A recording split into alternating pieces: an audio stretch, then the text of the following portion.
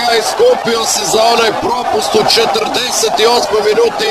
Sjajan centar šut, točno na glavu Marija Mandžukića i ovoga puta naš reprezentativac bio učinkovit.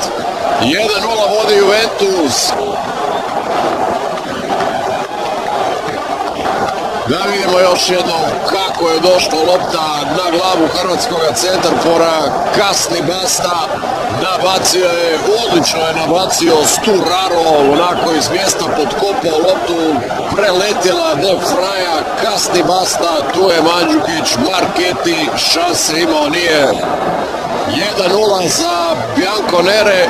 Juventus vodi u Superkupu Italije protiv Lazija, pa ajde recimo zasluženo jer ipak imali su onu sjajnu šansu preko Mandžukića, obranio je Marchetti, ali to je bilo onda. Sada na semaforu piše 1:0.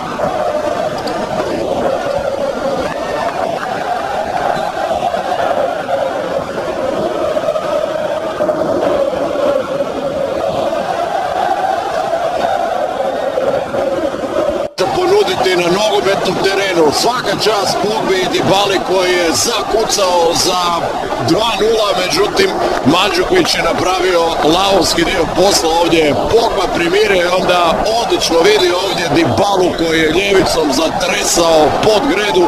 Nikakve šanse ponovno nije imao Marchetti i Juventus je sada stavio jednu ruku na trofej Superkupa.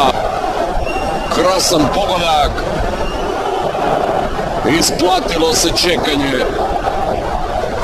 Nažalost ne možemo vidjeti kako je Mario zadržao tamo loptu na desnoj strani, pa onda prošao kraj Radova. Evo sada, ako ništa drugo, njegov ubačaj prema Pogbi. To je očito bilo pravo rješenje jer Pogba zna što napraviti s loptom i onda Dybala.